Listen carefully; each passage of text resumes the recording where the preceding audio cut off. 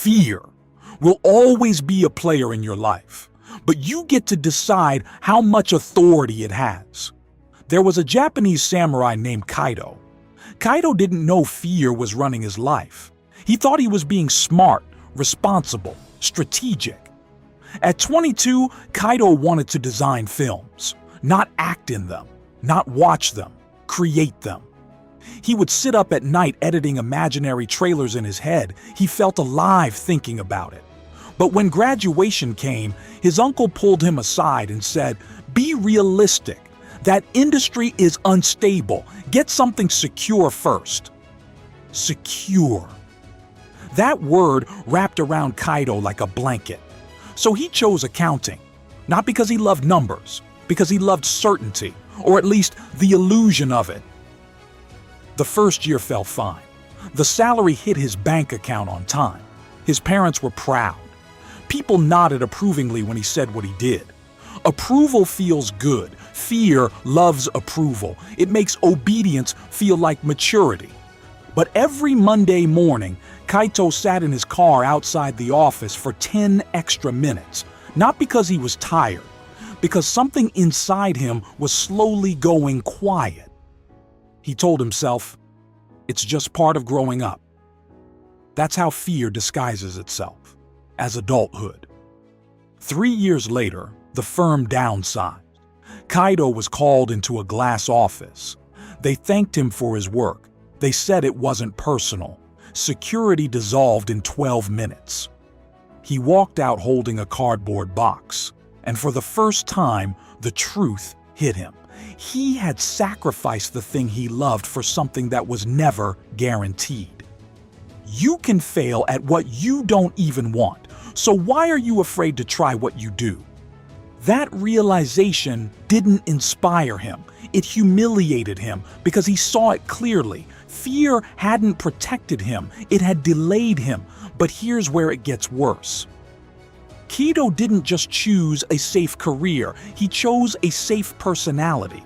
In meetings, he never spoke first. In relationships, he never said exactly what he felt. When friends mocked creative careers, he laughed along. He shrank in rooms, not dramatically, subtly. And subtle shrinking is the most dangerous kind, because no one notices it, not even you. Your need for acceptance can make you invisible. Kaito thought he was avoiding conflict. He was avoiding exposure. He was afraid that if people saw the real ambition inside him, they might reject it. Or worse, reject him. So he stayed agreeable. And slowly, he disappeared. When he lost the job, he thought the pain was financial. It wasn't. It was identity. If he wasn't the stable one, who was he? He had built himself around safety, and safety collapsed. That's when ego stepped in. It whispered, "You're behind. Your friends are ahead. You wasted years. You're not enough." Ego always compares. It never congratulates. Even if Kaito had succeeded in accounting, there would have been someone richer, more respected, higher up. Comparison is a race with no finish line, and fear feeds on that treadmill. For months, Kaito spiraled, scrolling through social media, watching other people chase creative dreams, judging them, quietly envying them. He told himself they were reckless. Deep down, he knew they were brave. Fear calls courage stupid, because courage exposes it. One night, he opened his old laptop, the one with unfinished video projects, half-edited ideas, abandoned concepts. He pressed play on something he made years ago. It wasn't perfect, but it felt alive. And he felt something he hadn't felt in years. Presence, not approval, not security. Presence. That's when he realized something brutal. The effect you have on others is the only currency that lasts. Not the paycheck, not the job title. When he used to create small videos for friends, they laughed. They felt lighter. They felt inspired. That mattered. Everything else had just been smoke and mirrors. So he started again, not dramatically, quietly, editing at night, learning, failing publicly, posting imperfect work, and something terrifying happened. People saw him. Not everyone applauded. Some criticized, some ignored him, but he was visible.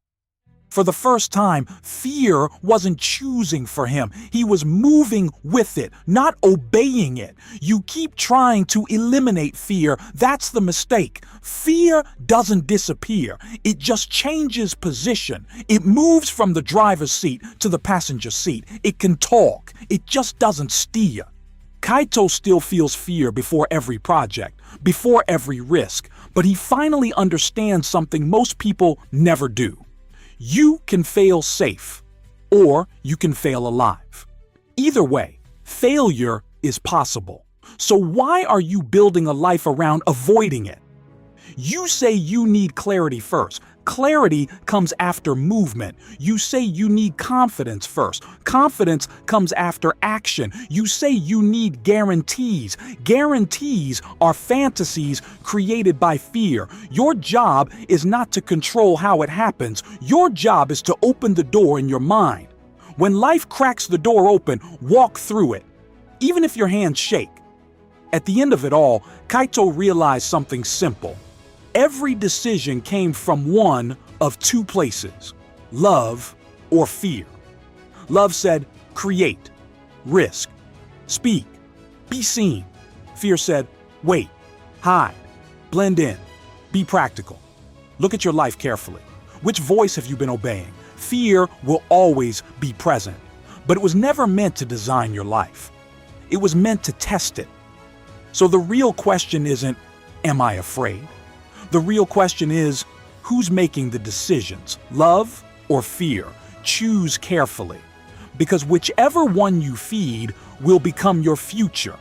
If you found value in this video, please subscribe for more powerful, life-changing videos like this.